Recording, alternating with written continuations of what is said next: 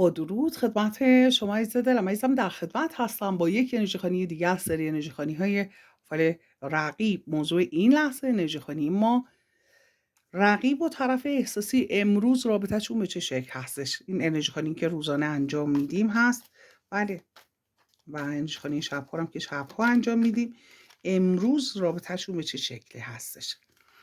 ولی رقیب رو داره نشون میده که به مسائل مالیش و احساسیش فکر میکنه، تو حال خودش هستش، حال دلش خوبه، ولی خب طرف احساسی رو نشون میده که احساس میکنه که هیچ دستاوردی نداشته در اینجا و کائنات رو داره بهش اشاره میکنه، انگار که در کارمای خودش قرار گرفته طرف احساسی. و مسئله دیگری که هست در اینجا، همونطور که ملاحظه میفرمایید، یک مخفی کاری رو داره بهش اشاره میکنه کائنات میگه یه چیزهایی رو طرف احساسی نمیدونه، به خاطر همین هستش که حال دلش خوب نیست و میگه اینقدر مغرور هستش که نمیخواد یه سری حقایق رو قبول کنه. بله، تعادلی که رقیب میخواد به وجود بیاره و در اینجا همونطور که ملاحظه میفرمایید داره به سه شمشیر، اختلافاتی که فرد یا افرادی باعث شدن داره اشاره میکنه، یه دزدی شدن، یه چیزی رو انگار از طرف احساسی بردن و همونطور که ملاحظه می‌فرمایید طرف احساسی پشتش کرده به همه مسائل نشسته و داره فکر میکنه، دستش رو در این حالت گذاشته، داره فکر میکنه، منتظر یک فرصت هستش، انتظار کشیدن رو داره نشون میده در کنارش و انتظار یه فرصت رو میکشه. خیلی حواسش رو جمع کرده، خیلی سعی میکنه یه جستجوهایی بکنه این ور حالا اون که بی‌تفاوتیش رو پشت کردن و فکر کردن. اینجا هم داره میگه که داره فکر میکنه، دنبال یه چیزی میگرده، دنبال یک، انگار که مقصر داره میگرده طرف احساسی.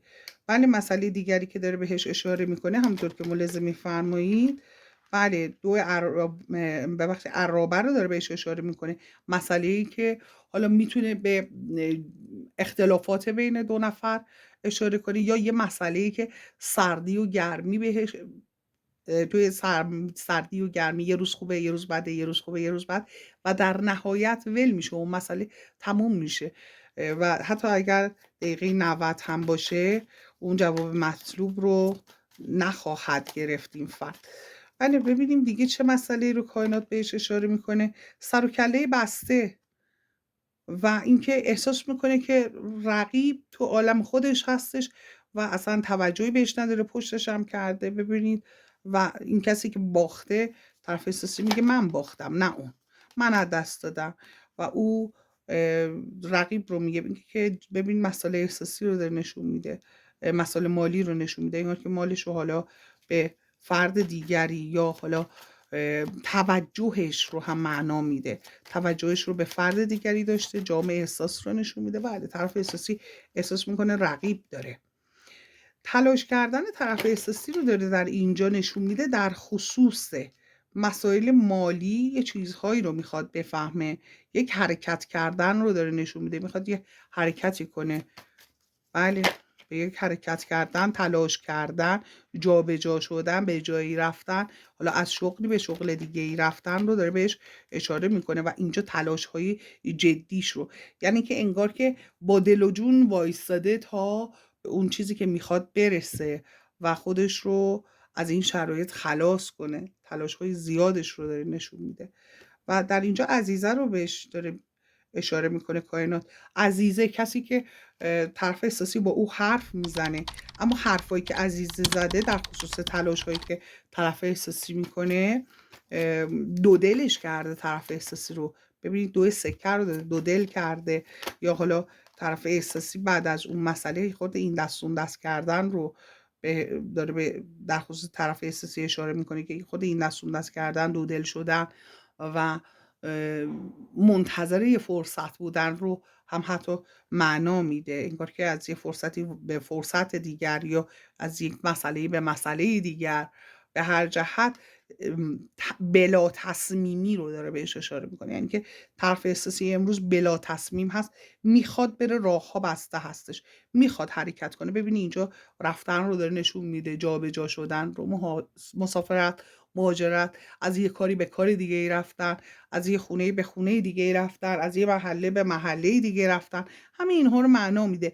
یا از یک مسئله احساسی وارد یک مسئله احساسی دیگه شدن رو حتی میتونه بهش اشاره کنه این کار. ولی مسئله‌ای که هستش راهاش بسته است. ببین راهاش بسته است از اون طرف و صخره‌ها رو نشون میده، از این ور شمشیر رو. یعنی که وجود موانعی که باعث میشه که طرف احساسی از توی این شرایطی که میخواد خودش رو خارج کنه نتونه. یعنی خودش بدجور خودش رو گیر انداخته و خیلی داره تلاش میکنه که شرایط بهتر شه و خیلی ناامید هست. ببینید اینجا چطوری سرش رو گذاشته روی این دستش، بله، و چقدر ناراحت و غمگین داره فکر میکنه. و مسئله‌ای که خیلی داره آزارش میده، عذابش میده، یک مسئله احساسی هستش. بله، بنابراین درگیری های امروز طرف احساسی خیلی بیشتر. رقیب امروز ذهنش رو معطوف به مسائل دیگه ای کرده. حالا به طبیعت رفته، به طور مثال با دوستاش وقت میگذرونه، یا خرید کردن رفته خرید، یا حالا چیزایی که اینجا داره بهش اشاره میکنه شرایطی که مطلوب هست برای اون. یه برد پولی، کاری، مالی وجود داشته.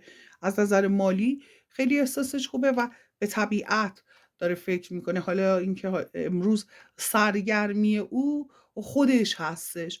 دقیقا تنها چیزی که رقیب رو به طرف احساسی متمایز میکنه و فرق بینشون هستش، رقیب بلده باید چی کار کنه. برای همین هم هستش که نگاه میکنیم توی رابطه رقیب بیشتر احساس برد داره تا طرف احساسی. طرف احساسی احساس باخت میکنه بیشتر وقتا.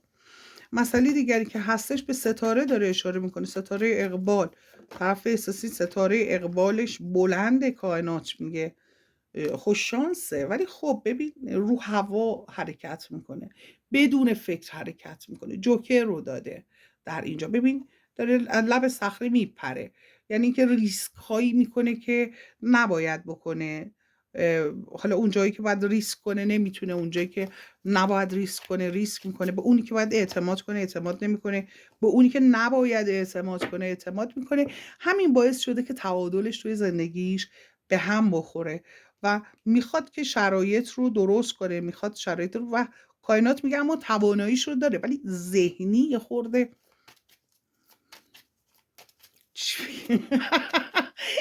یه جایی آدم گیر میکنه دیگه چی بگم. ذهنی یه خورده این بنده خدا بله مشکل داره.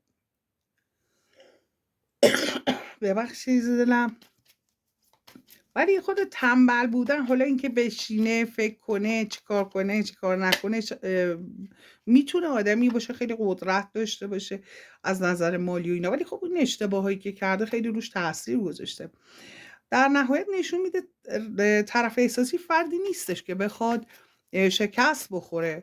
مصمم حرکت کردن و حتی شوالیه چوب دست رو داره بهش اشاره میکنه. خبرهایی که میاد براش که میتونه موفقیت آمیز باشه، از سمت عزیز، از سمت یه آدم خوب، براش خبرهایی رو داره در اینجا نشون میده. امروز بنابراین طرف احساسی احساس شکستش رو داره، ولی خب با یه فردی صحبت کرده که این فرد بخواد بهش یه راهکار نشون بده، یه کمکی بخواد بهش بکنه، داره نشون میده.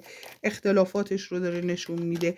کارهایی که قبلا کرده و اشتباهاتی که قبلا کرده تاثیرش رو امروز داره میبینه رو خیلی واضح داره در خصوص طرف احساسی کائنات بهش اشاره میکنه. مسئله دیگری که هستش این ضدیتی که اینجا وجود داره بین او و فردی در خصوص مسائل مالی، هم یک ضدیت مثل یه خساست، مثل یه مسئله مالی که ذهنش رو هم درگیر کرده. اون مثلا امروز خیلی داره بهش فشار میاره. حالا در خصوص با مسئله با رقیب که اصلا رقیب امروز وقت نداره برای طرف احساسی، وقت نمیذاره برای طرف احساسی، تو حال و هوای دل خودش داره زندگی میکنه.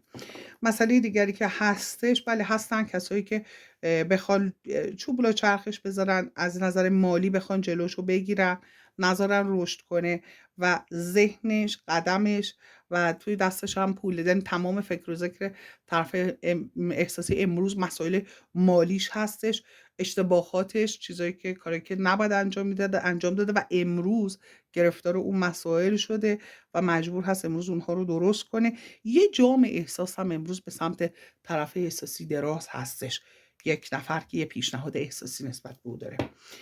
ولی عزیز دلم، ولی خب در کل میگه امروز پایانش به شکلی خواهد بود که یک تصمیمی میگیره که توی تصمیمی که میگیره در خصوص یک شکست هستش که با این تصمیمی که میگیره بله شرایط احساسی و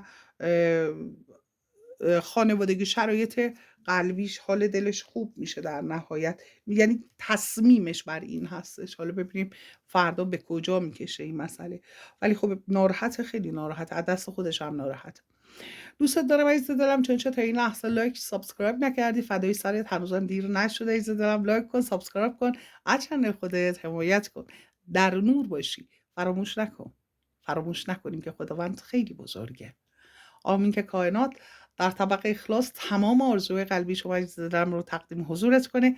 در نور باشی و شب و روز بر شما عزیز دلم به خیر و خوشی باشه. آمین.